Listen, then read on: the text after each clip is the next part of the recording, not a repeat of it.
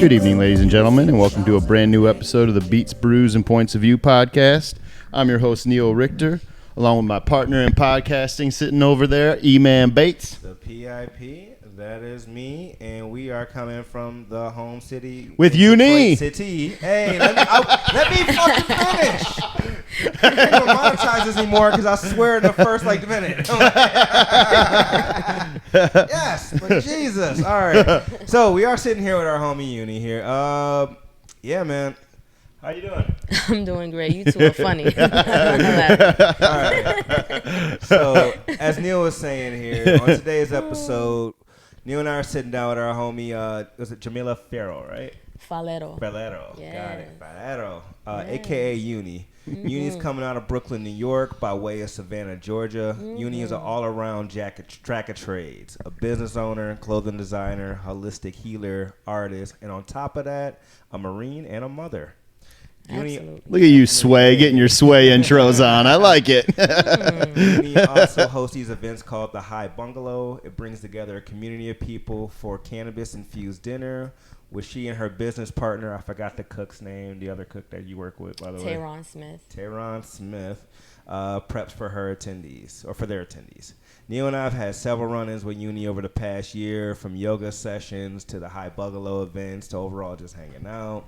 And we decided, you know what, she'll be a perfect person for the pod. So welcome to Beats. Welcome, Uni. Thank you, and thank you for having me. Hey. Thank you for looking at me to even have me on your podcast. So I appreciate it. Of course.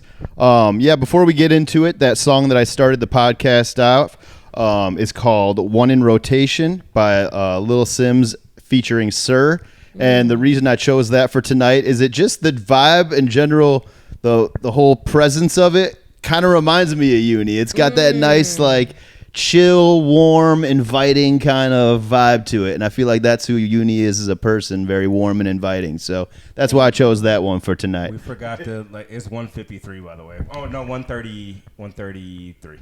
130. That's what you said. 133. Did I say 133? Yeah. Oh, shit. All right, bad. I know the number. But yeah, 133. All right. Cool. No, you had it right. But, so welcome, Uni. We were excited to have you on here. We've had, like E-Man was saying, the pleasure of, doing a few different things with you between the dinner, yoga, massages. You're a jack of all trades, and we want to talk about all of it. But before we do, like we do on this podcast, we like to intro the drink of choice that we are having tonight. And being, like I said last week, I'm off the booze these days, so I am drinking some cherry-flavored coffee from Cafe 1923. Haven't even tried it yet, but E-Man's drink is probably a lot more interesting. Oh, yeah, brother. Today we got from Hot Butcher for the World, we got the Riwakamania V. It's in Hulk Hogan letters, brother, so that's why I'm talking about this. One of my favorites. I love Hulk. One of these 28-inch pythons of hops going. Do you think E-Man's a wrestling fan? Oh, my God. I don't know what they because I know I am. So we have a 6.5. Oh, man, let me get back in character. Sorry. We got 6.5 ABV, and the IBUs aren't listed on Untapped, but we're gonna rock them anyway. We got Riwaka and Simcoe Hop India Pale Ale, brother. It is the highest rated beer I think we had on this show. We got a whopping 4.12% out of 5. Well, that's not very much. 4.12% out of 5? Oh, I thought you meant alcohol percentage. No, 6.5. 6.5. Got you. Okay. Yeah, but you made break character. Well, I can't even focus on anything you're saying in that character. All right. Anyway, yes. Riwakamania from Hot Butcher for the World. Riwaka and Simcoe Hop India Pale Ale. 6.5 ABV. The high IBUs are not listed on here for some reason, which is crazy because I know it's hopped the shit out of because it's an IPA. But yeah, it's gonna be tasty. I'm excited. What's the flavor? We're about to find out Okay. soon enough.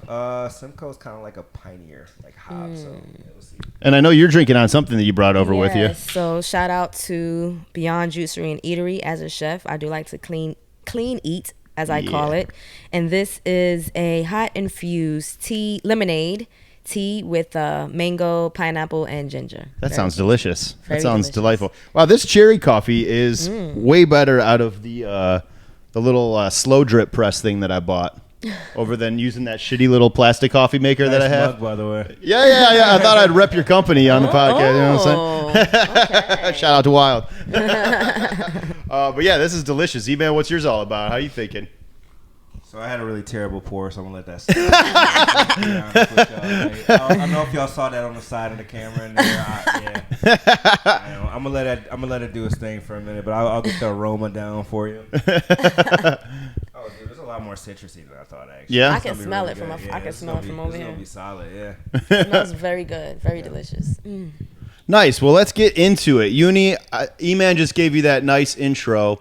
What do you think, how would you describe, I guess, what you're doing or what you're trying to do with all the multifaceted media, health, everything? All right. So what was this song that we started? That was in rotation by In rotation. Lil Sims. Okay, so shout out to Lil Sims. I'm definitely feeling it. It's definitely describes the type of person I am. So basically, I definitely don't want to be an overnight sensation. That was definitely one of the lyrics in the absolutely. song. It sure was. I am a legacy. You know, I am not a yoga studio. I'm a healing foundation. I like that. So I am for humanity. I am for the world. I am, as E-Man said, jack of all trades. Hey. And I have been like that since I was a little girl, I should say. I've always been the one in the family to put on the plays, and like during Christmas time around the families, everyone's sitting. I'll gather all the cousins up and say, hey, get to the back room. We're going to learn these quick Christmas songs and we're going to put together this fabulous plays. And that was just always me. I've always wanted to like put smiles on people's face and just bring people together and teach them that you don't have to be miserable. Like, happiness is the cure and love is the cure to everything. And that's pretty much me. And that is in every facet of business that I do. The love is in it. Yep. You know, the down to the cannabis business. Shout out to Mary's Wonderland, Woo! which is coming LLC. That is definitely coming very soon. I passed. Oh, I love it. So definitely, we just passed state pre-qualification for Michigan, and right now we're just trying to gather the funding. You know, as a young black entrepreneur. The cannabis business, they did not make it an easy doorway. I've heard. It's definitely not an easy doorway when you want to do it correct and you want to do it on the legal side of things. You have to have technically around $500,000 to get to get everything up, just for you to even get licensed. You have to have the land and property, everything in order before they even come out to inspect you. So these are the things as a single mom, and I don't even like to use that word single mom. I'm not a single mom. I'm a single parent household. Okay, because my kids' fathers, they're in the picture and they're doing what they're supposed to do. So shout out to the fathers. That says a lot. Y'all doing what y'all doing. A lot. You know, we got to switch up the term. Yeah, absolutely. Switch up the term, right? You know, I'm not a single mom, and we like to use that term a lot. Single parent household. They're just not in the household, and that's by choice. All right, and it's just it's a positive thing. It's not a negative thing. So, as I was saying, Mary's Wonderland is coming soon, and then now I have Sacred Walks by Uni, which is a healing foundation, and it's a state of the art. It is not a small business. This is something that is looking to within the next year have a built-in daycare facility. You know, a healing foundation that offers several different healing modalities: yoga, meditation, massage. This is something that our ancestors created. This is something that's a part of us. You know, we have always been healers and people of the arts and people of the love, and black background and Hispanic background, black mom, Hispanic father, Puerto Rican father. I'm indigenous, baby. There's nothing else to say about that. And my last name, Falero, it comes from the research that I have done. It comes from Italy, Spain, and Portuguese, if I'm not mistaken. That last name has a crest in Italy from the research that I have done. So when you go back to history and you start to look up the makeup of a Puerto Rican and of an African, we're mixed up. We all have that same type of blood. And the makeup of a Puerto Rican, you're looking at Spain, you're looking at Portugal, you're looking at Haiti, you're looking at, what am I missing? And Taino Indian, the Taino Indians of El Yunque Rainforest. So we're made. That's my makeup. That's what I do. I'm a jack of all trades. I'm a woman of the earth, You know, I'm here to nurture in anything that I do. So with the Healing Foundation, the cannabis plant being the plant of all healing plants, it sits right there on the throne with the plant of lavender. It cures and heals everything, down to unhappiness, depression, anxiety, insomnia. It's helped me with alcoholism. Oh my God. I mean, all of it. It even helps with alcoholism, any type of addictions. Marijuana is not an addiction, even though it can be an addiction. It can be, yeah, for sure. Even though it can be an addiction when people choose to abuse it. And you should not abuse that plant, as you should not abuse anything. Yep. Right? Me being in the cannabis industry as well, one thing I'm seeing too is like I talk to a lot of people that have like been on opiates for a while and, you know, like want more like medicinal purposes and things like that, and it seems like it's been helping them a lot. Like one thing too with my job, I've been learning about the minor cannabinoids like CBG, CBN, things like that as well. That's been helping a lot of people out too. So it's just like hearing like these stories about, you know, people that, you know, I was prescribed Oxycontin after a car accident and then I got addicted and things like that. But, you know, like cannabis has really helped me like with my pain management, get a good night's sleep, things, you know, stuff like that has been really beneficial just in my life to just even be around people like that, you know, hear those stories. So, I mean, just hearing these testimonials from people saying, you know, like this thing has healed me and things like that is, you know, it's really cool to just hear too. So, absolutely. One thing I do want to ask you about though, when did you start getting into more like holistic healing? I think they call, what is it called? I cannot pronounce this. Ayurveda nutrition. Ayurveda. I E-Man pronouncing new words could be a whole segment on our podcast. You know he always, honestly, hey, I give you the credit just for trying. My thing is like, I mean, part of being an artist is you create words. You know? I like it. Ayurveda nutrition, though. Ayurveda nutrition, the ancient science of how to eat. Ancient science of how to eat, how to balance the way you eat. It teaches you 3 different body constitutions. So you have one that's called Pitta, and then you have another one that's called Vata and Kapha. So it breaks it down, and then like Kapha is like more of your big boned body types, and like Vata is more of your like very skinny, more fragile body types, and then Pitta, Vata can be more like me. Like I'm a Pitta, like I'm more slim, so like they kind of like the slim, thick type, you know, like have the mass but not fragile. We got the strength portion of it. So Ayurveda nutrition teaches you 3 different body constitutions, things that 3 different body constitutions should eat. The Kapha body might not eat the same things that the Pitta body might eat, and then vice versa for Vata. So certain type of fruits I don't eat because it's sour and it does make my stomach hurt. You know what I mean? And vice versa. Some fruits that Kapha can eat, Vata can't eat. And it teaches you all about the different breakdown of the elements of life, as in air, fire, ether, water. Yeah, the elements of life. So right, and how it's a part of the makeup of our DNA and how that affects how we feel when we eat certain things. So it's a very, very, very ancient way of thinking when you eat, and it's about nutrition. And I am indigenous, so I'm going to go back to who started it all. I mean, isn't that the way should we not all think like that? Wouldn't Absolutely. that be like the common sense way of thinking?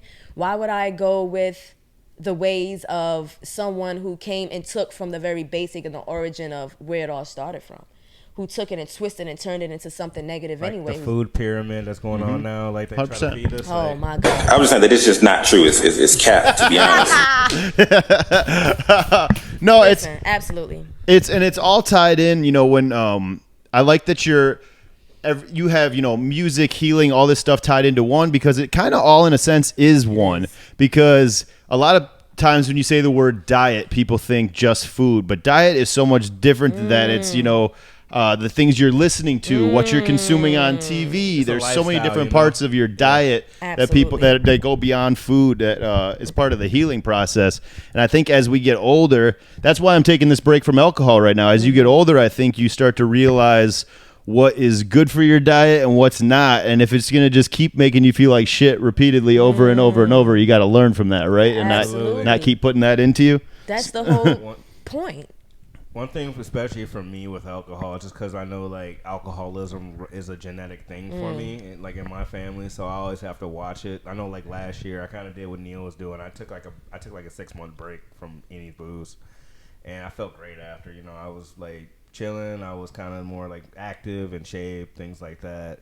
I mean, I still like don't drink as much as I used to, especially in my 20s, and mostly just because age has caught up to me at this point, and I just can't handle it anymore. But yeah, it's one of those things like you just feel great after it, you know, as I'm sipping my Riwakamania. But you've always, I feel like I can account to you.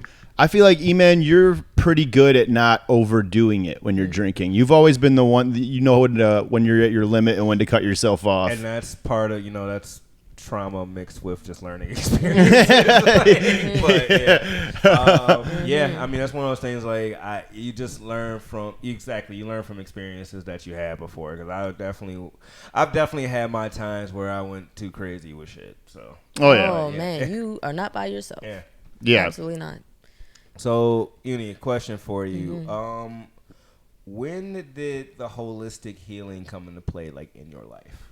So I'm going to say around 2017 was coming out of an ugly, nasty relationship. And now, you know, I'm not afraid to talk about these things because I'm not alone when it comes to things like this. And this is why I like to talk about these things, because there is millions of men, millions of women who are in relationships with people who are just toxic and turmoil with themselves. And as they choose to be toxic and turmoil with themselves, it inflicts and imprints on you. They like to abuse you, right? So that saying, hurt people like to hurt people. Yep. That's what I was dealing with. You know, I was coming out of a relationship that I had to choose to walk out of. And now that I'm looking back on it, if I have not made that choice, there's no telling where I would be right now. I'm being so serious about that. I might be getting beat on worse than, you know what I mean? Like, it was trying to make that turn, and thank God I caught it before it made that turn. I was like, there's no way I'm finna have no man beating on me or treating me in those type of manners. So it was a very dark, ugly place. I chose to walk out of this relationship, and this is a funny story. I said, I'm going to call a psychic hotline, right? There was this email that I kept getting from this psychic company. So I said, you know what? I'm gonna shoot the shit. I'm gonna do this shit. So I reached out to this company, and I got an older woman. And I remember her telling me, she was like, I want you to look into meditation. And as she was telling me all these great things that come in the future, which, by the way, shout out to you. I don't remember your name, by the way, but the shit that she said, most of it, absolutely true. It's actually happening right now. You understand what I'm saying? So as she told me to get into the meditation, I got into the meditation. I listened because I was in an ugly place. I was crying every night, wasn't happy, couldn't sleep, in a bad place, bad optimal health, just getting over being real sick. And I think the sickness that I was getting over was coming from that abusive relationship. At the time, it was just eating away at me. So I got started getting on YouTube, learning about meditation. Shout out to the Isha Foundation in India. That was my pretty much go-to on the YouTube. So I would listen to Sagaru is his name, of Isha Foundation. I'll listen to him, and some of the things that he was said, you know, it just made sense. Don't focus on the problem, focus on the solution. Take care of yourself. You know, all this physical stuff is just physical. Go more into the internal, into the mental. So as I'm learning this stuff, listening to this man coming out of my dark place, I jumped on meditation like that. Started meditating every night. As I meditated every night, I chose to meditate in the dark. So I experienced something that I can say a lot of humans on this earth in this day of age has not experienced. You know, and I'm gonna say that this is the experience that the ancient prophets have talked about. Things when you're meditating and you're in a place by yourself, things that you see that a person won't believe that you actually saw these type of things or you heard these type of things. You know, that's a whole story on itself, and we can have a totally different podcast on that. Mm-hmm. That's how deep it goes in spirituality. So as this happened, as the meditation came, I decided to look into yoga. And the funny thing about it, my sister at the time, she was like, I think you should try yoga. We both should get into teacher's training. I ended up doing it. She didn't do it. Because I really think this was just my journey. You You understand what I'm saying? So I got trained in yoga, did it, loved it, became a master at meditation before I even decided to do the yoga piece. So before I even went to that yoga studio, I was already on a certain type of frequency and a healing that I already placed on myself. Did the yoga. I just started becoming a beast, started becoming something very, very, very powerful. It was opening me up in ways that I couldn't remember. But as I look back on it, it was just little Jamilah again. All over again. It was like, I can fly. Anything is possible. I can do whatever I want to do. You know, I have a limitless mind. As the society, as this world tries to limit us all the time, I'm not that type of person. And these are the kids they call ADD, ADHD, autistic. We just operate in a different type of way. You can't keep me cooped up in the classroom. I'm not that type of child. I don't like it. I'm the one that might sit there and talk you to death because what you're teaching me is boring me. I have to sit in an 8-hour block learning about fake history, learning about something that is not even a part of me. So how do you expect me to act? This is what's going on with the youth and the children right now. So yoga, got out of it, the Healing Foundation. I was like, everybody on this earth needs to get on their knees and repent. Everybody on this earth needs to really go into the eternal, really take the time, lock into meditation, fix themselves, fix their ways, look at their values, look at their morals, so we can have a better humanity. Because if I didn't do that, I wouldn't be able to see that we actually need that in life.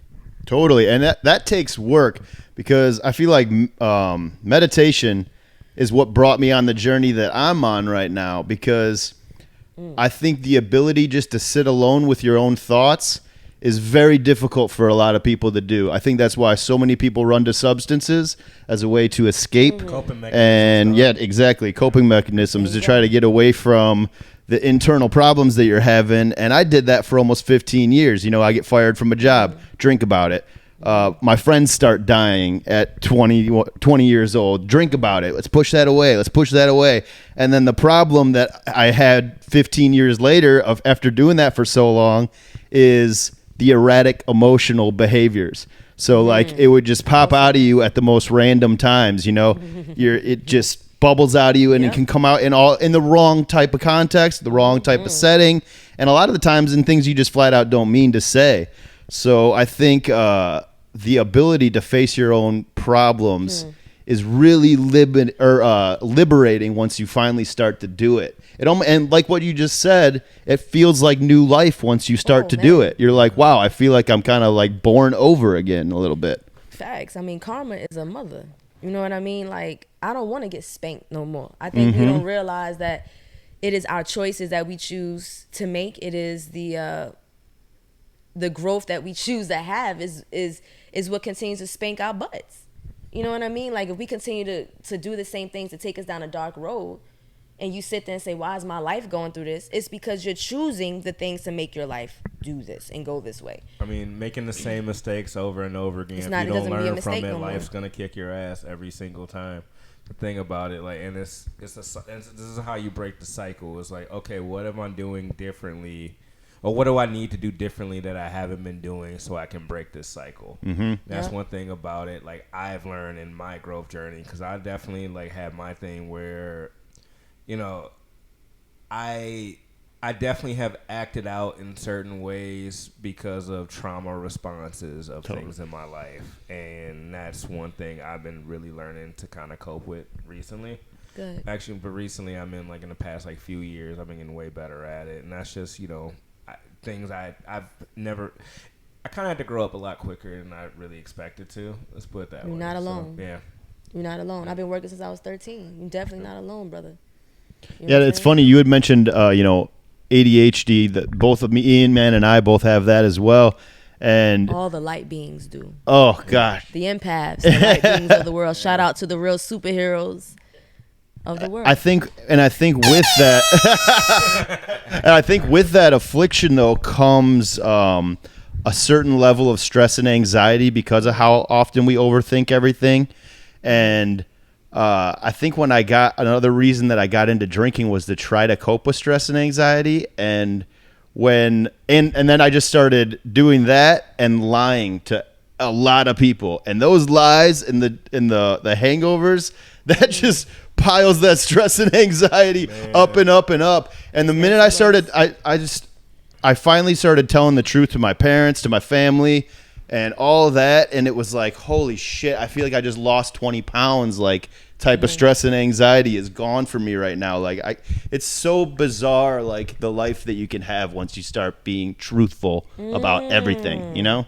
So Just be true to yourself. Not only that, to yourself. it's when you start like living that the way that kind of makes sense in your way. Like, I feel like a lot of people have these expectations for you and things like that, and then like one thing where it's like, okay, yeah, you should do this, you should do that, you should that. Okay, and then you listen to all these other people, and it doesn't really make you happy at the end of the day. It's things like that. But one thing that kind of freeing that I've learned is really just kind of when you start, not necessarily, I mean, living on your own terms, yes, but like when you're living with purpose, you know? Like, like when you're actually doing things with purpose and you're doing things with meaning, and you can really accomplish whatever you want to if you really just put the effort and the purpose behind it is what I'm noticing lately. So totally agree. And you know, obviously we talk a lot about music on this podcast, and last time I was with Uni, you know, she picked me up and we're riding in the car, and she was like, "You want to hear my music?" And I was like, "What? You make music as well? I didn't even know this." we got some Uni. And so Uni had showed me some of her music, and I'm like, "Wow, this is incredible." So I just wanted to kind of ask you about the music you make and what your plans are for it, because you know I'm a nerd when it comes to that shit. You got tracks for us today, right? Yes, I will. Do you really? Awesome.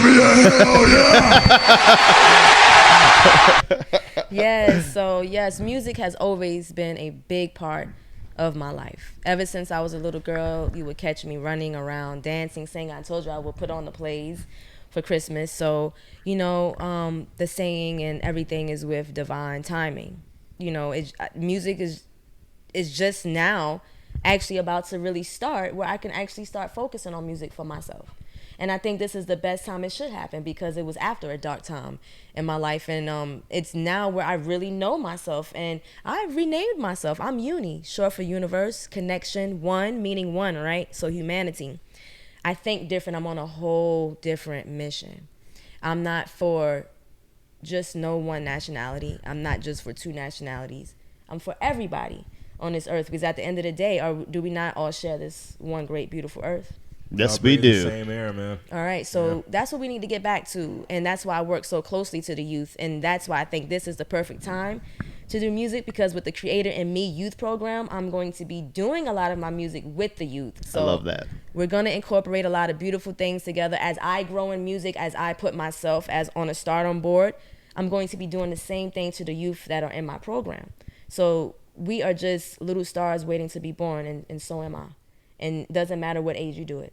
That's beautiful, and I love that your name is stands for universe, because one thing that I've noticed that I'm sure that you've noticed once you start yourself on a spiritual journey is that when you start to make the right decisions, the universe shows you it so many different ways. Like, it comes out in so many different things. Like Dr. Strange it's fucked up, man. It's like it literally shows you everything. Like, there'll just be little reminders here and there throughout your day. Whether it be like a big reminder or just something like that'll just make you smile and be like, aha, that right there, I knew it. You know what I mean? Pure like, magic. it's crazy how that works to Age of me. enlightenment, dog. Yeah, it really is.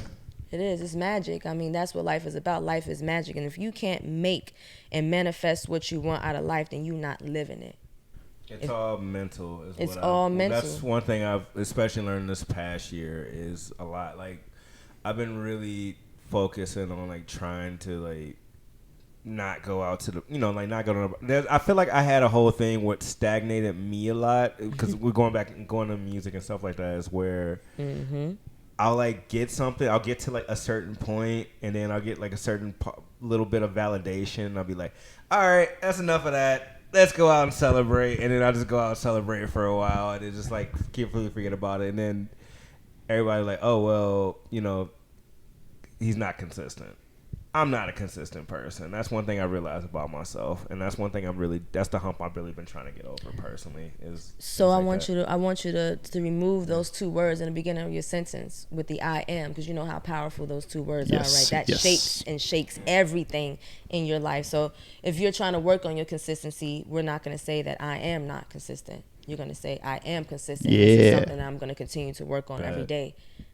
With myself. Right. There's a beautiful documentary that you just reminded me of called I Am by a guy named Tom Shadyac, who directed all the Liar Liar, all those Jim Carrey movies. I've seen I Am. You've seen that? Yeah. Oh God, it's such a so he was making all those movies, and then he was on a bike ride and fell off and hit his head really hard and had a traumatic brain injury, and it totally changed. Like it sent him down such a sinking depression that he didn't think that he was ever going to bounce out of it, to the point where he knew that he was going to end it.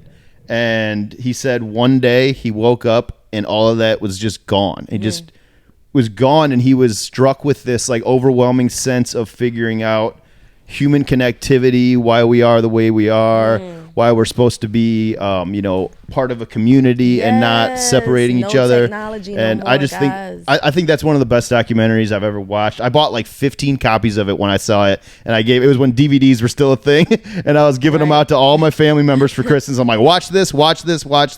It's amazing. You guys got to see it. So you just reminded me of that. It is a beautiful documentary, and it's absolutely. I just said this to the youth yesterday. I said, it's all well and fine. You can, do the music, do the technology, learn this. I mean, at the end of the day, we can be doing so much more technology, guys. The technology that the Most High has in store for us, you have not even pinged on yet. Yeah. Because we choose to keep our minds dumbed down. But I told the youth, I said, the real connectiveness, the real magic is in community, is in us. Mm-hmm. Being around each other, singing with each other, dancing with each other, enjoying each other's company, not being miserable and being mean people towards each other. This is not what it's supposed to be. It's supposed to be fun. Like, shit, I want to have fun. Like, yeah, man. I agree. Like, I went and saw this R&B artist I like last night called Mac Ayres at the Majestic Theater downtown, and that, I think sitting in there, because I just went by myself. I bought a ticket by myself. Beautiful. Last minute after work, we rode down there. And when you're by yourself, you just sit there and think, and I'm like, man, this is why I love concerts so much, is there was probably 100 white kids and 100 black kids in there, all mixed together, all singing, dancing, loving, and it's just like, this is what life is about. You know what I mean? Like, that's why music is so beautiful, and it's the universal language. You know what I mean? One thing about that too is, like, I was talking to a friend of mine about getting old and growing older and things like that. And it's like, oh yeah, you feel older, things like, like as age comes, like, you typically, your body kind of hits you and stuff like that. But I feel like a lot of that is also mind state too. So one thing that keeps you, exactly, man. So one thing to do is, like, you have these things, like, that you love, as like a child, that kind of keeps you grounded and that kind of keeps you more like young. And I was thinking about that in life. Like, I think this is part of the reason why I got back into pro wrestling so much, is because I'm like, it's one of those things where, like, from my childhood, I loved so much that where it was like, yo, this is me kind of holding on to my inner child with all the chaotic shit going on in life, I guess, in a way. I love wrestling. Yeah, man. So it's one of those things like that. And then, like, certain artists that kind of bring me back to that certain time too. Like, as Neil was saying with music is also a beautiful thing that does that as well, man. Mm-hmm. And it's just one of those things, like, these little things right there throughout, your life are kind of like reminders, like, hey, this is also a extension of yourself. Hold on to this part too. Because, there's a lot that's going to be rough. There's a lot that's going to get tough. There's a lot that's going to get hard. But, like, these things are a reminder of, like, who you, what you are as a person and who you are as a person. This is also, going to keep you grounded and kind of like your safe space. That's exactly right, man. And I think that's the difference between people that live to a long age and people that die at a younger age, is when I think the people that die at a younger age let go of their passions. Yep. Like, my grandma, she's 91. she still goes to card club every week. She still goes to her Beautiful. church I love your group. grandma. She goes to a little exercise thing that she does. She still lives in her own house. Yes, Like it's shout out. crazy. I think Yeah. the problem is a lot of people of a certain age, they retire and then they don't know what to do. They just kind of sit around with, no activities or no close relationships anymore, and it's kind of a scary thing about getting older. So it's definitely, I think, important to keep your mind active. And just like you were saying, like you're into wrestling, like you're really passionate about it. So you're thinking about it, you're talking to other people about it. And I think it's just a great thing for your brain is to just be, I think being a nerd, I say nerd as a badge of honor. I don't use that as an insult anymore at all. Because to me, a nerd just means you're super passionate about something. Call me a nerd. You know what I'm saying? Right? Any day of the week. I don't care.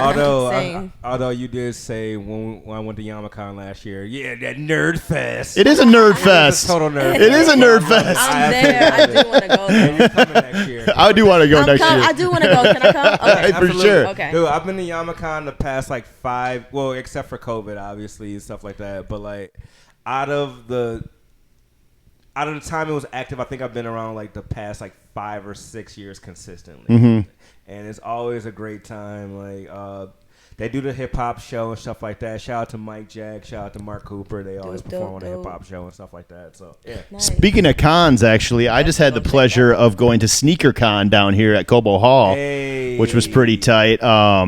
They had, so I've talked about it plenty on this podcast. The podcast that got me into this, that made me want to start this shit, it was called Juan Epstein, and then they dropped it because of Jeffrey Epstein and changed it to just Juan Ep, and then it was Juan Ep is dead, and now it's currently Juan Ep is life. So how did the podcast make you feel watching it live, Neil? So that's what I wanted to talk about. So Peter Rosenberg and Cypher Sounds, who host the show, came down to SneakerCon, and man, you want to talk about sneaker nerds? That's like a whole different animal, sneakers. Man. Like there was people like sneakerheads are the worst.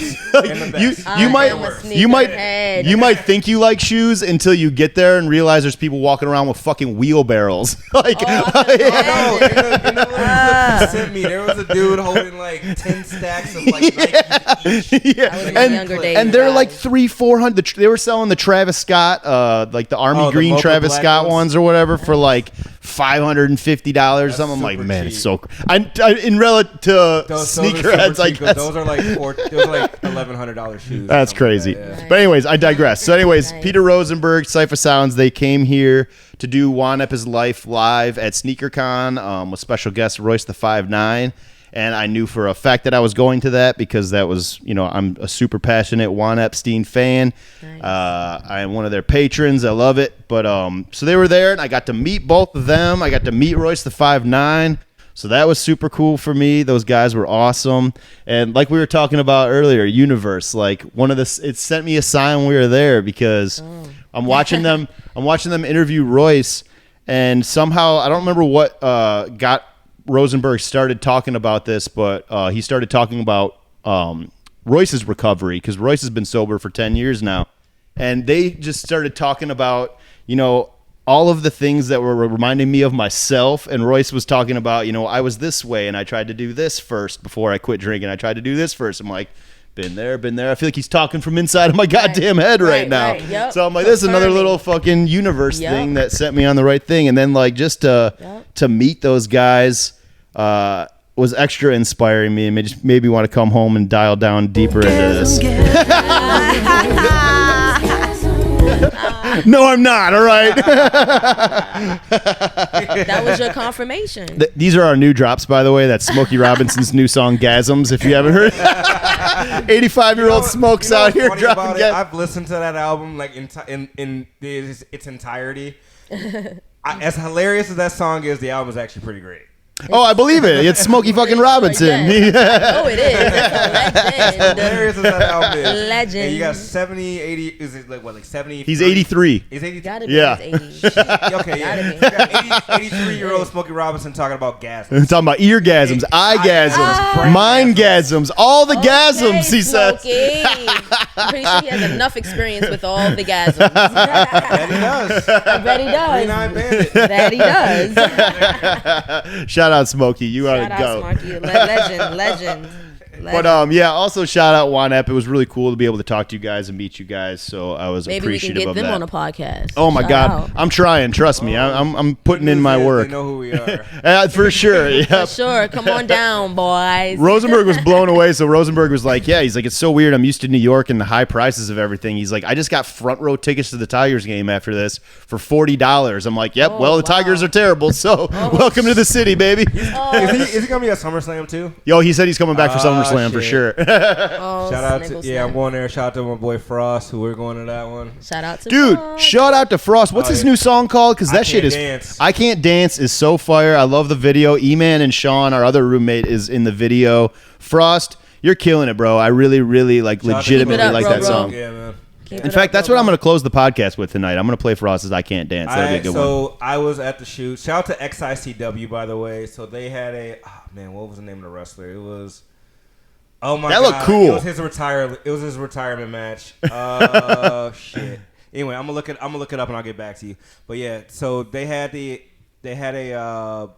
XICW match downtown Detroit, and Frost was shooting this video there with Cluner. And I got to shoot some B-roll stuff. It was kind of dope. Just hanging out backstage, taking shots with the wrestlers. Like, I got some clips I'll show you guys, too, and stuff like that. But, like, it Future was, charity event was for a- my youth program. Yeah. Honestly, Future charity event for the youth with the wrestling. They'll love that. Shout out I Snowfall. Okay. They had a luchador event on Cinco de Mayo, by the way, Neil. Did they really? That'd be At, cool. Garden Theater. Oh, that would be cool. Nice. We I'm gotta sure it was talk probably about that popping out charity. Southwest Detroit Yes. on Cinco de Mayo with all the white kids. Beautiful. Bring me all my youth. Love my children. Y'all want to hear that bang bang clip? And then. What'd you say? Yeah. Y'all wanna Yes. hear the bang It's on, bang? yeah. All right, let's see. I want to look up the wrestler's name, dude. He was Jamie Cox. Who is the other artist that's on Frost's song, by the way? I don't want to Cluner. miss. What is it? Cluner. Cluner. I don't know shout out Cluner. to Cluner. I heard that one. Yes. He so he kind of has like this like kind of like parody comedy style. It's kind of dope. I don't know where to put Cluner. He's in his own like thing, but I do remember seeing the clip. So you know the comedian Drewski? Mm-hmm. So Drewski was here at the Fox Theater not too long ago. Doing stand up? He did some show. Yeah, I think it was a stand-up show. Anyway, so he invited like a bunch of people to kind of like open for him. That like I guess the top opener got like a deal with his record label, whatever. And Cluner was a part of that. Cluner has a song called All Ad Libs, and the little song is literally just ad libs. He goes like, "Yup, bitch." So basically, That's the whole song. so my he's God. like the hip hop Wheeler Walker Jr. kind of. I don't know where to put this man, to be honest with you. Oh, actually, shout out to Cluner. So I want to go see him with Frost. He had a show at Diesel Concert Lounge a couple days ago. I went with Frost to go see him. I think it was like Thursday or so. Dude, honestly, his stage show is a lot better than I thought it was gonna be in person. I'm just being honest with you, like, but it was super dope. He had to cry. He has a certain style where I just really can't. I don't know where to put the dude. I don't. Interesting. I have to listen to more. That's the one with Frost is the only He's thing a I've heard very him on, so interesting- I'd have to hear something Yeah, else. he's a very interesting guy. He's a very interesting guy in person too. That's Yeah, the shout out best style to Cluner. have when it's you don't know what box to be put in. Yeah. That's I don't like think the there's a perfect. box. Like, I Exactly. really I mean, don't that think means so. you're a legend. That Yeah. means that can easily be. It's very. Ooh, It's like I that's deep. want to say Little Dicky, but I'm like, nah, it's not even that. Like, I don't know. Interesting. Wow, interesting. Shout out to Dave too. It's pretty interesting season of that show, by the way. But anyway, so since Uni's going to be showing us a little bit of music, I think that's a good time to switch on over into something old, something new. Then we haven't done this segment of the show in a minute, so I'm kind of excited to talk about some music as we do here. Let's see. Do you have it on your phone? Does that have a plug-in on it, or does it have an aux cord plug-in? While they're looking that up, I just want to say, make sure if you guys are watching this, No, please. I don't think. I think it just has the. Oh, it just has the So normal Neil one. and I had this Testimonial Tuesday thing going in the past like few weeks. So what it is if you guys want to hop in on it, use the hashtag. It's Testimonial Tuesday, right? That's what we decided on.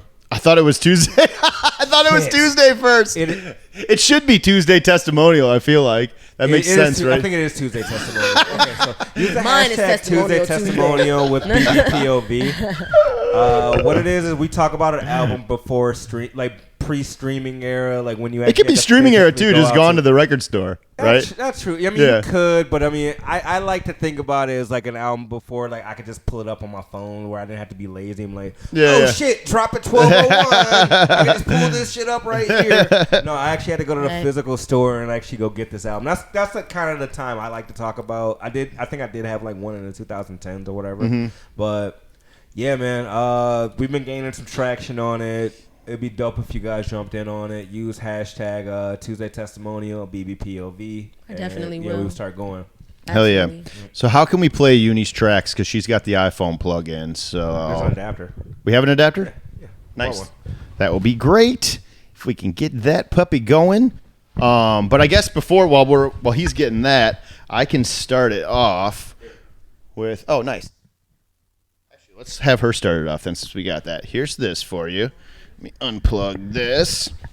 Oh no, this is fit. No, this is not iPhone. This is what's the newest Samsung. Samsungs don't have a. I thought they had an aux chuck. Not the new ones. They upscaled. Hold up, Samsung. What are y'all doing? They upscaled with this beautiful camera on this phone. I really don't see the aux. Is that the Galaxy 23? The new, yeah. There really doesn't have an aux on it. I did not know that. Oh shit! All right, can you email it to Neil so we can play it? Yeah, that would work. All right. Plug this back in here. Or me, I guess. Yeah, I can plug it in my computer too. So that's an. Oh yeah, do it to email because it'll be easier on the computer to pull up the email. Yeah.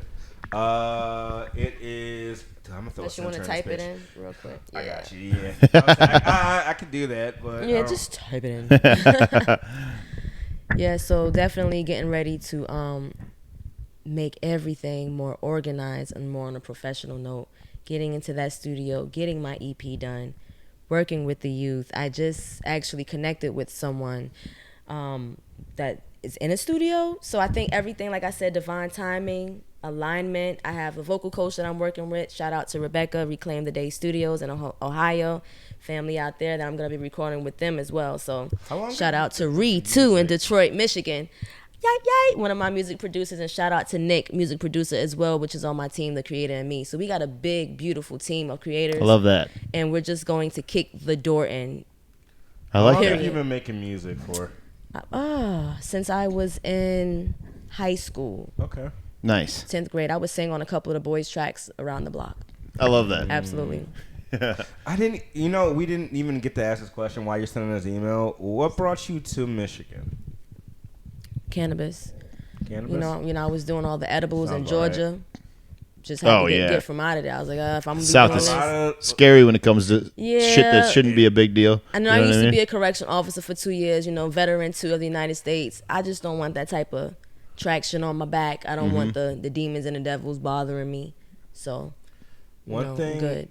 Too, like with the cannabis industry in Michigan right now, it's nuts. So a lot of people from California and all these other places are coming here because we do have like really good agriculture, fresh water, the water. That's a lot of things are coming here. So this is. Yeah, Michigan's sitting on a gold mine, dog. It's sitting on a gold mine, but in a way, it still feels like saturated. Not even that. That's not what I was gonna say. I was gonna say it feels like the systemic racism always comes in everything because Uni just said that it costs $500,000, right, to get a business started. So the people that are serving time in prison for selling this thing before it was a legal product now have to watch all the white kids and white business owners swoop into the city and have because a lot of the businesses that are going to front this are white businesses because that's who's got that kind of money to start these things up. And I feel like it's just one more example of the systems in place. It's nothing with, like, the equity. So like when Detroit went wreck, right? There is like the normal. I think there was like 70 or 80 dispensaries in the city of Detroit. Only a little bit less than half of them got recreational licenses. I know. They were split up into like regular licenses, and they had these things called equity accounts. Which equity accounts are if you donated X amount. To be honest with you, it's a form of. But it's like if you probably so. There's some kind of charity work for the city of Detroit. or you were actually like a resident of the city of Detroit in certain so if you were like a resident for like 15 plus years I know or what something you're talking like about because I tried to get my uncle to help me out with that. But let me tell you what happened. They said because he was only a resident of Detroit for 8 years, moved to Oak Park for 2 years, moved back to Detroit, that he wasn't because it wasn't 10 consecutive years. That's I said, you gotta be shitting crazy. me. Oak Park, like just outside of the city too. It's like 2 years. across 8 miles. that's where Royce is from, by the way. Is he? Mm-hmm. Is Roy? Yep, that's what he said in the podcast. Yeah. Yeah, it's pretty crazy. It's not gonna stop me though. It's kind of hard. hard. I just want to let y'all know it's not gonna stop me. And it shouldn't. No, it's not. It's definitely not gonna stop me. It's only going to get crazier. Like, just man. What was the cannabis company that was it Stizzy? One of the cannabis companies just gave all 400 laid off Burger King employees jobs at the company. Yeah, Stizzy. So shout out to Stizzy for that. That's actually really dope. That's pretty cool. So yeah, Stizzy's growing. They're actually based out in Los Angeles, but they're killing it over here as well. I've dealt with a lot of their reps, just being with my company. Mm-hmm. But they, So Burger King closed about 40 locations. 26, I think. 26. Okay, 26 locations in the city of Detroit. Stizzy stepped up and hey, you guys want some jobs? And they offered them, and it's like $16 an hour with full benefits. So that's not terrible, man. As those companies should. Yes, they should. As they should. Point blank, period. Like I'm just gonna say this this now. You people out there, and what I mean by you people, you ones that have the money, you made it out, you did something, you got the money. Put back into the communities. Yes. And I'm talking about you big musicians like your beautiful Beyoncés and your Jay-Z's. It's not a negative talk against y'all, right? It's much respect. But at the end of the day, you got it. All right? You flaunting it. We know you got it. Yep. Put it into the community. Our communities are suffering so bad, and there's no reason for them to suffer. Right. Okay? Now, when you look into my checking account, I make about $6,000 a month, right? So if I'm doing a lot just with that into the community. Just imagine what you can do with millions and millions of dollars. But when I reach that, because I will reach that one day, I will be able to do more and feed more nations. But that just goes to show you the egotistical movements that we're doing against each other. We're not helping each other. It's ugly, it's selfish, and it's disgusting. And it needs to be said too, because rest in peace to the legendary amazing man that was Harry Belafonte, who just passed away last week. Yep. You just made me think of it because he actually called out Jay-Z and Beyonce about 10 years ago. He had called into Hot 97 and to Ebro in the Morning, and they were doing an interview with him where he kind of, I think it was on their show. That or he was just doing an interview on something else, but he was kind of holding them to task. He was like, these people are making this much money. What are you doing in the community? I don't think you guys are doing enough. No. And it caused a rift between Harry Belafonte and Jay-Z for a minute until they kind of talked. And then look at the different person Jay-Z is now. He I think it got through to him because then he started. I hope so. He back in. They better have gotten through. Lil Uzi versus contract issues. Lil Wayne's out of jail? Yeah. Kodak's it was somebody else's tax. Kodak. Nipsey Hussle with buying all those Nipsey Hussle albums and putting him on the map and shit like that. But yeah, so we all got to do better. At the end of the day, we all can do better. We all got to do better. We can go more into a mindset of a bartering system. We don't have to worship the physical dollar. At the end of the day, the physical dollar is a piece of paper, right? And it can go away tomorrow. With slave masters on them. Period. At the end of the day, that physical dollar is taking away our natural oxygen to breathe anyway, because it comes off of the trees, which needs to stop anyway. Right? So we need to go back to the ancient times of bartering. You got a purpose. I got a purpose. Neil got a purpose. We all been put on this earth to do something beautiful, and we can take that beautifulness that we create and trade it with each other. Everyone can live in abundance and prosperity. There's no reason why no one should be in a turmoil place of life, and that is a mentality state of mind. And then certain people, certain organizations keep the community dumbed down. That's a problem to me. They can't forever be looking to get things for free neither. They need to learn how to get up, work for themselves, get out of that mindset of food stamps. They're dependent on the system. You gotta change that. That gotta go away. You can't do that no more. You gotta be self-sustainable. You got to be able to stand on your own 2 feet, and that's a fact. That's where we have to get back to, okay? Everybody has to get there. Go and Everybody gotta marinate do on their that. part. Let me ask you guys a quick question real quick. You being in the cannabis or working in cannabis as well, and you'll be living in the state for a while, or forever actually. My whole life. Do you think that the cannabis industry is becoming the new auto industry in the state of Michigan? No, it's becoming the new booze industry. In the state of Michigan, as far as like... I don't think it's never gonna. The auto industry where all the people was coming way here bigger for jobs and things like that. And, well, in a way, but I don't know. In the auto industry, when it was in its prime, people were getting bussed in daily from different states just to come here to work for the day, and then going back home from Kentucky, all the surrounding states around Michigan. So I don't know if it was quite that size yet, but I mean it could be, I guess, technically one day, but I don't know. That's a good question. It'll get to the point where it drains the resources of the state. What do you mean? No. Okay. You think it's just an abundant state of It's an resource all in right, itself. cool. That's see the beautiful thing about a cannabis plant. It's a resource in itself. I mean, as far as water. Nope. Not at all. It's enough water. The Most High has created enough bountifuls of water that will never go away, but it will go away if we continue to mistreat and disrespect the earth as we have been doing. So when we get into the discussions of climate change and everything that, that's what we're doing. Killing the earth. We're destroying it. Same thing when I talked about that physical dollar, taking it from the trees. We got to change shit up. Mm-hmm. Absolutely. Agreed. Climate change is a whole nother ball game, but there's plenty of water. But if we continue to disrespect the earth, we will dry it up. Yep. We will continue. We will fuck it up like we've been doing. It's so like I love watching nature documentaries, like all them David Attenborough, Planet Earth, all that type of shit. It's my favorite, but they're becoming ever as beautiful as they are to watch because you're like they're so magnificent, all these different animals and stuff. But they all have a dark tone to them now because they're like, look how beautiful this is. But if we they'll give you hit you with a stat that's like so mind blowing. If we keep doing this by this year, we'll have this, and it's just like it's like really terrifying.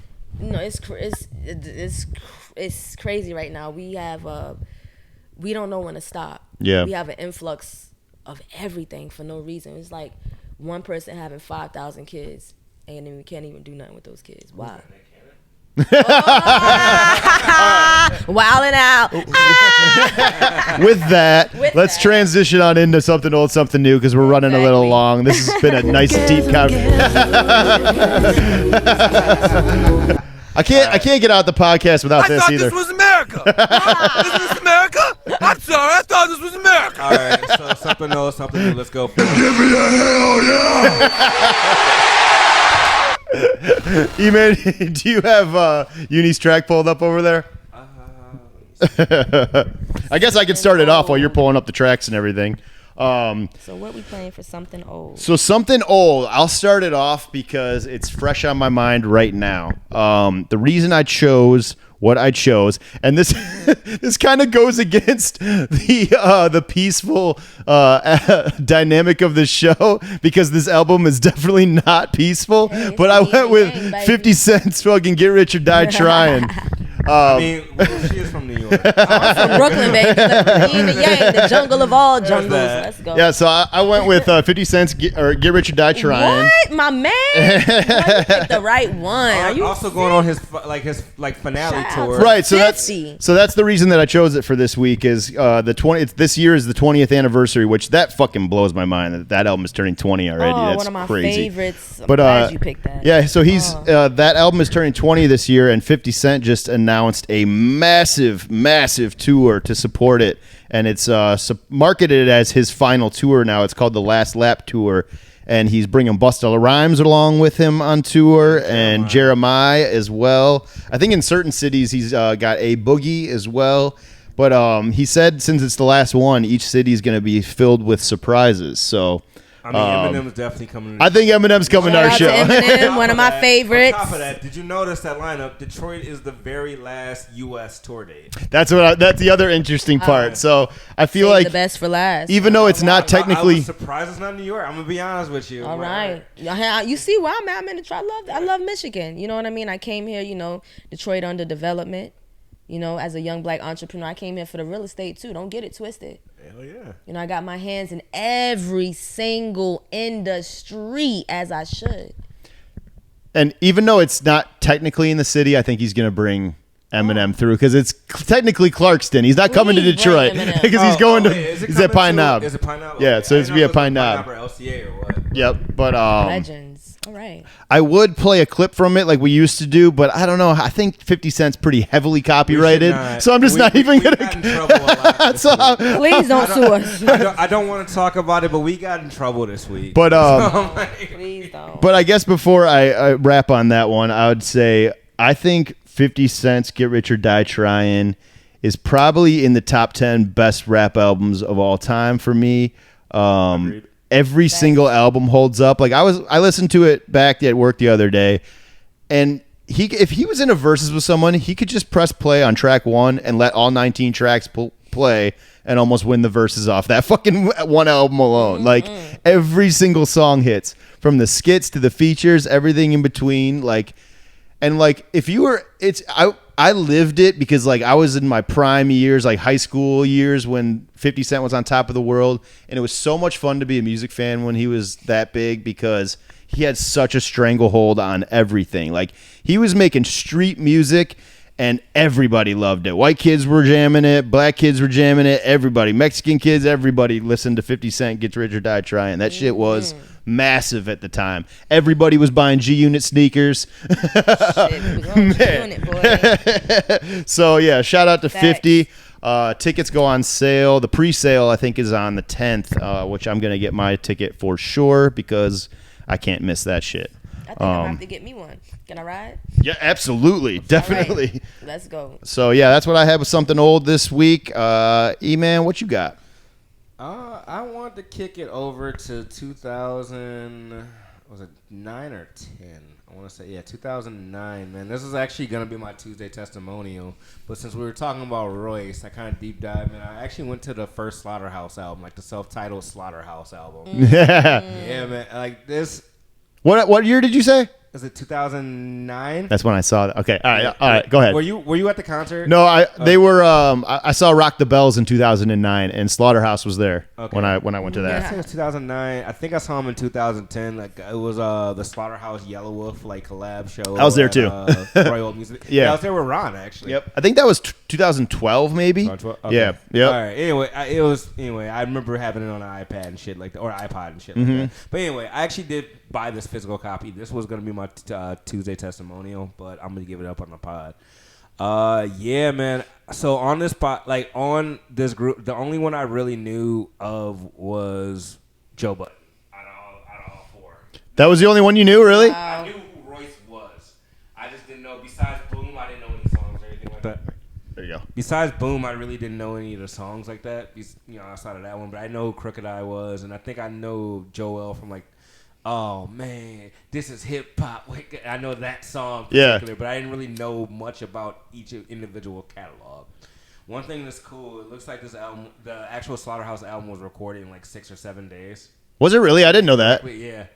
That, and then they got the Shady deal out of it, but the group actually formed off of a Joe Budden song entitled Slaughterhouse off of his, I forgot what album it was. Probably one of the mood musics, I would bet. Probably one of the mood music series, I bet. Yeah. Which, they were supposed to release the Glass House album. Obviously, that didn't come out. But that's going to be hip hop's one, that's best kept secrets. Yeah, man, seriously, that's crazy. Dude, speaking of Joe Budden, like you said, that's crazy hearing his story on that Blog Era podcast and hearing all the shit that he went through with the label and everything. That really gave me a different respect for him. For why Joe Budden is Joe Budden. It does, doesn't it? I was it makes it so much makes it so much more clear to me. Hearing the thing about they put Pump It Up on the Too Fast, Too Furious soundtrack, and also his album, but then released the Too Fast, Too Furious soundtrack first. Like a week before his album, too. And so everyone bought the fucking soundtrack to get Pump It Up. And so when his album dropped, which, you know what the crazy part is?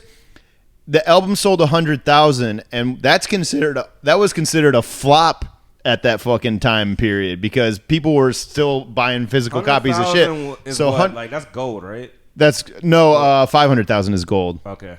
But yeah, that was considered a total flop, 100,000. Now, if you do 100,000 in opening week, that's like the best outcome. Like it's crazy to think about how much times have changed. But so the album was released August 11, 2009. Did 18,600 copies in the first week. So Slaughterhouse, I hear that in a yeah, minute. man. It was honestly one of my favorite tracks on it. I think I got hip to it off of The One, was like the first, like that lead single off of it, which was like that sex and drugs and dirty money. Oh yeah. That one. But what really sold me on the group was Microphone, which like that. Absolutely. It was like produced by Alchemist, right? Yeah. That beat. That shit was absolutely insane. Seeing the video, just everything like that, and like just how they kind of work together, like their styles match so much. Like me not knowing, out of all four of them, the least I knew about was Crooked Eye. Mm-hmm. But like hearing how all four of them like kind of meshed together made it work so like perfectly. Yeah. And I was like, this was I really thought.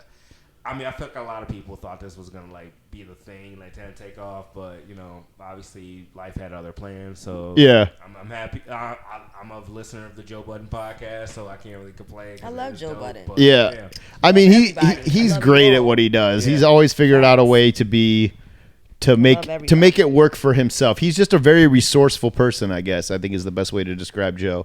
Right. Yeah, I mean.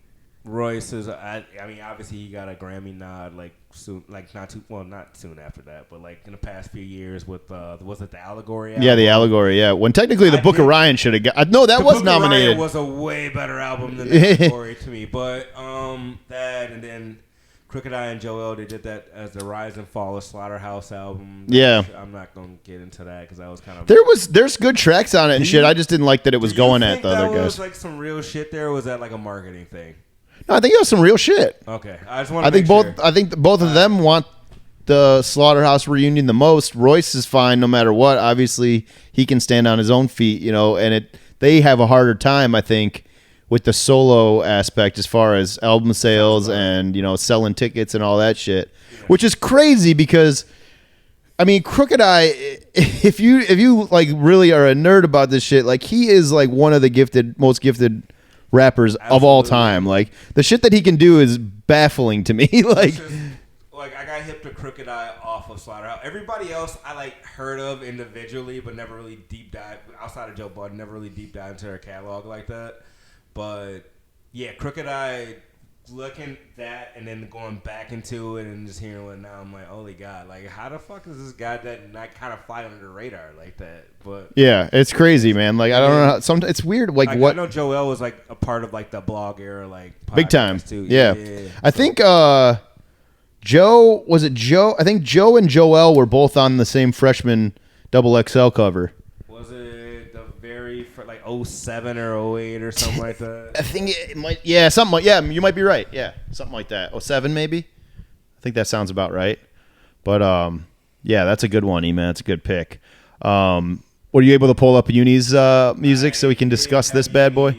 Track up here, and that's the only one we probably should play out of this because that one's also probably heavy copyrighted because it's under Shady. So yeah. Definitely for sure. That's funny. Yeah. So I guess we'll let Uni describe. Another thing too, like real quick, I want to touch. Yeah, go on, ahead. Like just marketing aspects of it because we were talking about like how Joe Budden's album came out, like and like Too Fast and Furious soundtrack, stuff like that. I feel like that album, I don't know if it got marketed correctly, and that's probably why it didn't do so well. Or no, it got marketed correctly. It just the one song that everyone wanted to hear was "Pump It Up." No. I'm talking about the Slaughterhouse album. Oh, the Slaughterhouse album. Yeah. I think that was before it didn't have. There was no major label backing to that. That just came out as like a mixtape, I believe. So I think as far as that goes, it was just like a free download shit. And by that time, it was under Shady. No, not that first one. That the one that you're talking about. Like the one where it's like all four of them. Like Welcome to Our House was the first one on Shady. No, not Welcome to Our House. The one after that, like the self-titled album. Yeah. Yeah.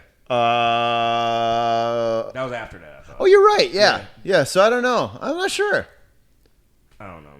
Anyway. But that was also a time where album sales were in a supermassive decline. You know, everything was. That's true. That was like probably the heightened of like all the pirated music, like Pirate Bays and all that shit was going on. So people were just downloading shit. Yep, Yeah, it makes sense. I was. A lot of them dudes in that era were just living off tour money. You know, that's how you had to get by was your fucking tours and shit.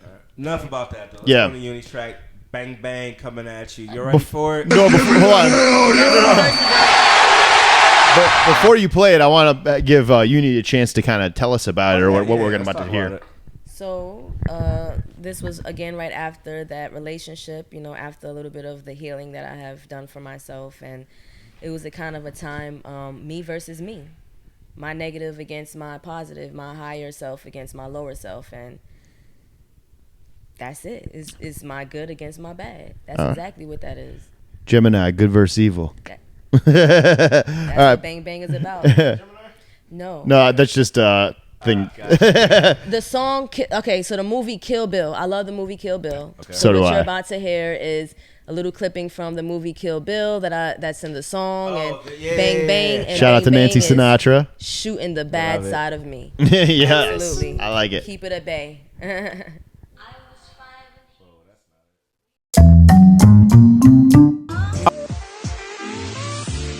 This is Arctic Circle Brewing Company. We're a microbrewery with a 90-person tap room that offers unique craft beers and house-made wines. We're located at the northeast corner of 23 Mile Road and Gratiot Avenue in Chesterfield, Michigan. Follow us on Facebook and Instagram at AC Brewing Co. for updates on our current beer offerings and tap. Okay, now you're going to hear Uni's song. I was 5 and he was 6. We rode on horses made of sticks. He wore black and I wore white. He would always win the fight. Bang, bang. Not this time, nigga. It's my motherfucking time to live my life the way I want to live it. Without fear, I'm taking you by the motherfucking hand. I'ma do things my way this time, nigga. I'm about to kill this motherfucking ego. Let's get it. It's time to turn internal. Take a peep within. Take a little look and say hello to your little friend. Your ego, that parasite that lives so deep within. The abyss that goes so deep and doesn't never end. Shaitan is what they call me, the one the prophet spoke about. The one who taught how to vibrate low and to kill so they won't go without. Shaitan ain't ego or one Akashic records. I have no doubts. Now just key is the fruit on the tree with love. We could all make it out. It's time to heal, be of joy. Time to link over hate. Heaven and hell's not what you think. So niggas, please pick your fate. Meditate, find your way before it's too late. Reconcile with yourself if your external world shakes. Open your eyes, stop being blind to the truth. You feel inside to the truth, you know inside to the truth. Soon realize you need Jesus, Moses, Queen, Muhammad, ascending high. I'm energized, I realize I'm supervising the blind. Uni Lost and confused, looking for a way out. Made every excuse but couldn't seem to help myself. I had to see just what I am and who I wanna be. Had to vibrate high so I could be the higher me. To be alive, you must die before you die. Born again, I will look at life and see its grand design. To be alive, you must die before you truly die. To be alive, you must die before you truly die. Yeah, retribution, I hit them with the exclusive. Say my people lacking knowledge, they label us like we useless. Divide and conquer, they know and hoping we lose it. See, they get you while we young and they document that we clueless. They get you with the TV with violence, hoping we do it. Start a generation curse for years, evil and ruthless. Set up illusions, they get you right where the root is. They don't wanna see you sprout cause they really scared of the movement. This isn't physical, spiritual evolution. Lock us up in institutions, stop us from being prudent. Tunnel pursuing, manipulate just to ruin. What about our history? It was urgent to be excluded. This thing is deep in this underlying abusive. Strategize to recoup it. Our life was never amusement. I'm far from foolish, persona will play the student. So I put it in my music and let y'all know what the truth is. I love that, Uni. Thank you. You know what that made me think of the whole time we were listening to that? It just brought this to my mind. Right now on Hulu, there is a 5-part documentary series that the Hughes brothers are doing on Tupac and Afeni Shakur. Oh, I know exactly. And I just Dear started Mama. watching it. Man, it's called Dear Mama. Yeah, And just put it on. I want to say I think it's one of the best documentaries I've ever seen. I think it's like so. What reminded me of it, the reason why it reminded me of it is because so many of the clips that it shows in that is Tupac, trying to defend himself, the lyrics of his what he's saying on these, like, he'll go on these white talk shows and they're kind of criticizing him. You're talking about killing cops, this and that, and his response to all of it is basically in a sense of, I'm expressing myself. This is how I'm expressing myself through my art. This is how I'm telling you what I'm seeing in my communities. Absolutely. And I'm putting it in a healthy outlet, which is making music. And he was like, I think this is what has the power to change the world the quickest is music. Yes. And what is so enlightening to me, I think, about that documentary is I feel like Tupac was really an activist. And he figured it out that like Martin Luther King and Malcolm X, they were about speeches and doing stuff and working with people. I think he was like, I can reach a bigger audience through this rap shit. Absolutely. Yes, and you he's can. like, I'm going to get here way faster through this microphone. Absolutely, I agree. And I think it really shows you how brilliant he was. Like, and the video footage of him at like 17, you're like, this guy's got more than, there's other ancestors talking through this man. You know what I mean? Like, it's crazy how intelligent. Oh yes, yeah. Absolutely. I haven't quite finished it yet, but like just hearing him like when he was like 17 in high school and things like that. Oh yes. And he's talking about he's talking about things that a normal 17-year-old kid perspective that a normal 17-year-old wouldn't even fathom to think about. Yeah. Ahead of our time. Yeah, man, I love it. Absolutely. Yeah, that's a good one. But I guess let's get this going and switch on over into something new here as this podcast goes along. And the album that I have for something new this week is by an artist out of DC. His name's IDK. And he just put out a new album called F65 that I am a giant fan of. Super great album. IDK is a special cat, man. I don't think the mainstream media gives him enough attention. I'm not exactly sure why, but I think they should start covering him because this is now like album 6 in a row of just an absolute smash in my opinion. Like, and he talks a lot about a lot of different stuff, and he has a lot of topical stuff like we were just talking about on there. He's got this record called Mr. Policeman about getting pulled over and the different stages of like getting to snapping, basically. Right. And I think that's a brilliant record. I think the way that he used like jazz sample transitions in between his songs made the whole thing kind of feel like one package, like an album should to me. It doesn't feel like just like random collections of songs. It's like it all has a theme and a fit to it. And then the icing on the cake, aside from all of it, for me is, if you know me, you know that I love Stevie Wonder. That's my favorite artist of all time. A legend. And towards the end of this album, he does a cover of Stevie Wonder's Superwoman with Music Soul Child featured on it as well, which is another fucking R&B beast. And it's mind-blowing to me because, IDK is a rapper, but he has a really beautiful singing voice, too. Absolutely. And he sings the shit out of this. And it's not one of Stevie's easier songs to cover, either. It's a 7-minute song with a tempo change down the middle that kind of divides it up. And I just think he did a really good job. And I wanted to give you a little bit of that cover here. Let me pull this up real quick. Yeah. IDK, man, he's just a killer. Of course, let's see here. F65 album by IDK. Here is a little bit of Superwoman, which if you've never heard this song, man, it is something special.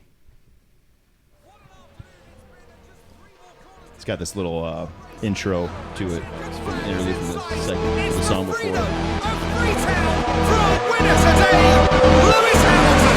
Mary wants to be a superwoman, but is that really in her head?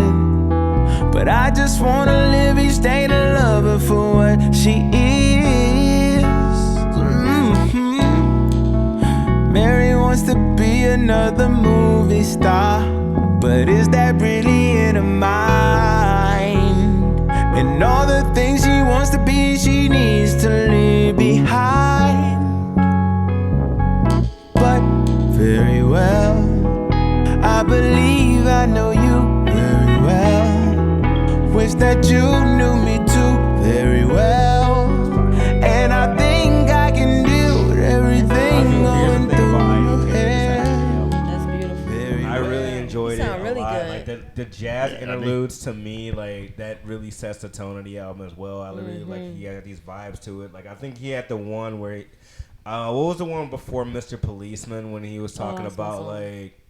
When he was, man, he was like, yeah, I love all these things. Like, Oh, yeah. the Apple, like, I love driving my, like car down, like, 90 miles an hour, things like that. He's like, I got to get the new iPhone, even though it looks just like the last one. Bite that forbidden fruit, if you know what I Yeah, mean. that I'm like, record I think is DSTP.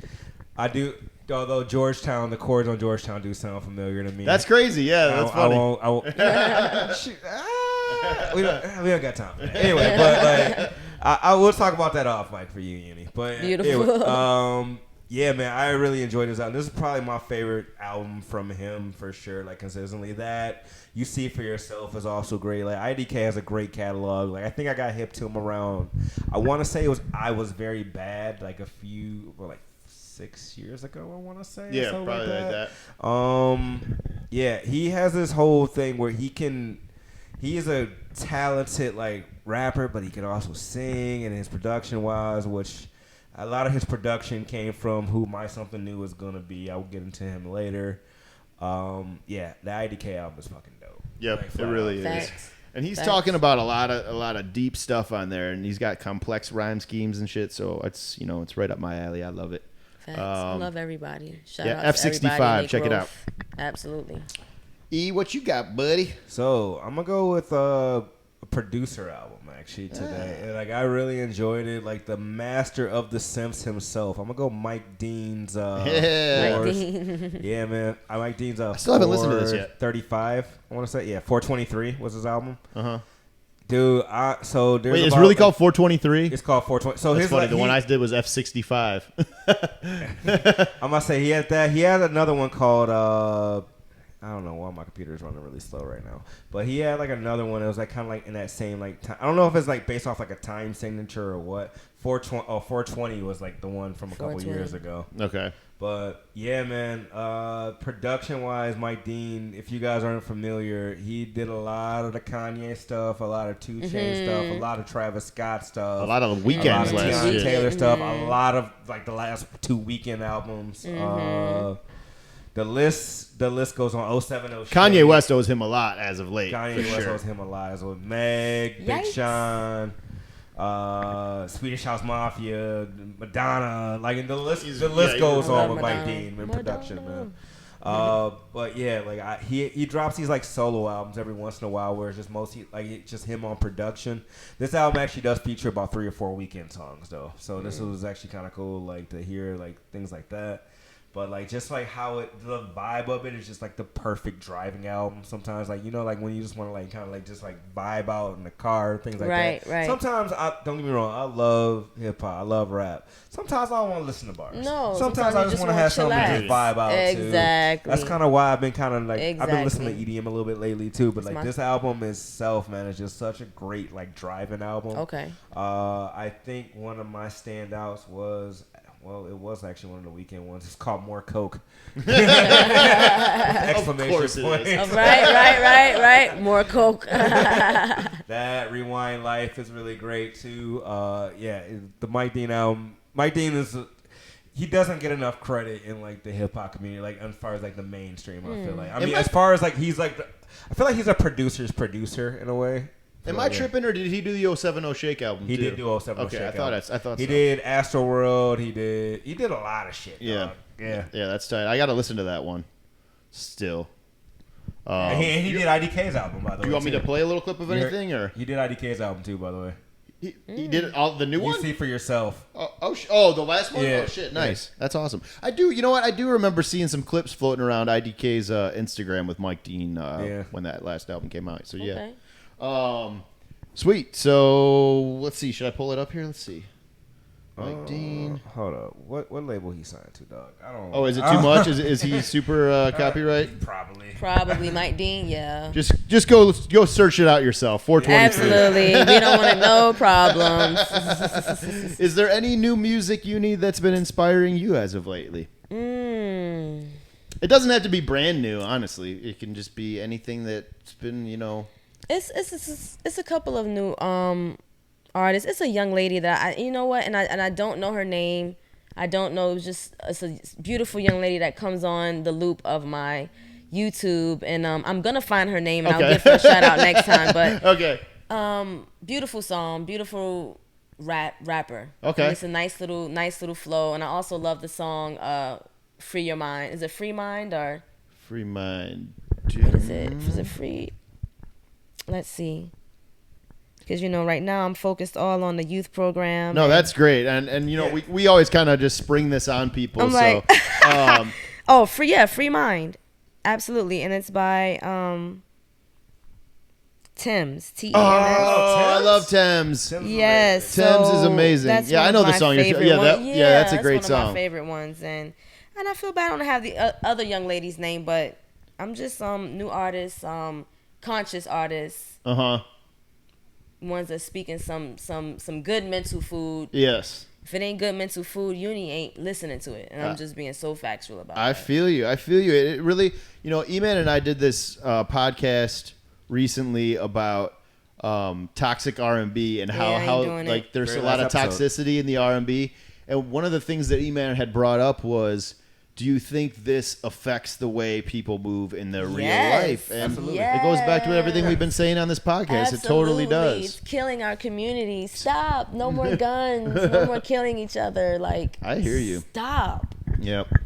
So, I agree with you on that. Stop. There's definitely, I find especially, there's times where I like some ignorant shit, but I think you should be feeding yourself something deeper than just that at all times. You know what I'm saying? So Yes. There's a time and place for everything. Yeah, for Yes, sure. it's just and everybody has their choice. I just can't do it no more. I've had my toxicity. I've had my things that ate away at me. I've had my negative lifestyle, and to be honest with you, I don't want no more parts of that. I hear you. And that's just facts for me. I just want a easy going, peaceful, positive, light-filled life. I agree. I respect that. I mean, the thing is about that too is like I feel like if you don't know peace, you don't know peace. That's a big That's a thing fact. about That's that. a fact, though. If you That's really factual. don't know, like if you only know chaos, you're only going to you could say no, I want no drama in my life, like get rid of all the toxic people, things like that. But if you don't really know do anything else, then you gotta actually live that. And to your point, something you said earlier in the podcast is about kind of just being comfortable being in your own head and things like that, and learning, just really knowing yourself and really adapting to oh shit, I am this person. These are the things I need to work on. These are the things I need to strong at, and then just really getting to know yourself. Exactly. And the Most High, and the whole reason of being on this earth. Yeah, That's and I think spirituality and finding God is hard for people because I think people have this idea that it has to be this one thing, that it can only look this one way, but really God is whatever you find peace in, and it's not like this big man pulling the puppet strings above the clouds. It's between the universe, the sky. It's not the Wizard of Oz. Like everything is. Spirituality and religion are not the same thing. Right. No, exactly. No, it's not. But yeah. To your point, I actually looked up the cover. Crooked Eye and Joel were also on the 2007. So it was okay. So it was Crooked and Crooked and Joel. I got it mixed up. Sagan Plies, Rich Boy, Lupe, Lil Bootsy, Gorilla Zone, Blog era. Papoose, and Young Dro. Boosie just got arrested yesterday, by the way, on gun charges. Speaking of a motherfucker that needs a little a cleanse in his life, Jesus Christ, is he the most toxic person or what?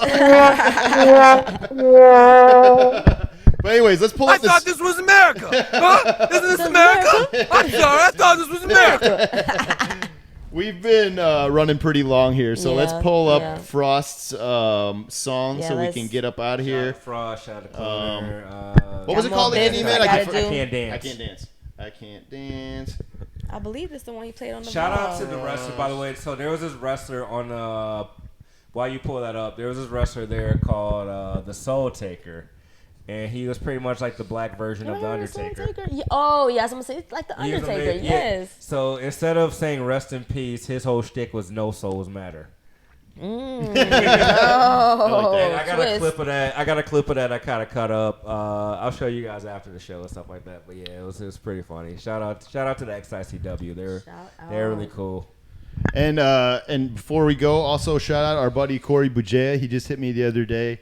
And he said he's got a track that he's finally finished that he's working on getting up on Spotify. That's what's up. So Beautiful. I told Shout Corey to make sure to let me know when it goes up, and we will definitely talk about it or play it on the podcast. So shout out Corey. Without further ado, here is I Can't Dance by our good friend Frost is Rad. Good night, everyone. Peace. Great night.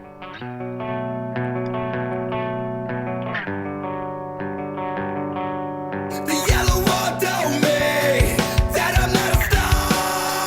You are not a star. Gliding to your face. Haven't met a Charizard. Spin night big. Got a rainbow Pokemon. You tried it with my sister. To take me from the car. Swag as fuck. 'Cause yeah, we got the drinks. And yeah, we got the Uzi. Don't make me at the side. Trust me, we don't like the doozy. 'Cause yeah, we got the drinks. And yeah, we got the Uzi. Don't make me at the side. Trust me, we don't like the doozy. I can't dance. I can't dance. I can't dance. But I better make you dance. But I'll make you dance. Got the break, got the Uzi. You don't have no chance. While I'm nice and faded, we will see you next week. Thanks for being here. This has been another episode of Beats, Brews, and Points of View. Beats, Brews, and Points of View is a product of Dream On Reality Media and sponsored by Arctic Circle Brewing Company.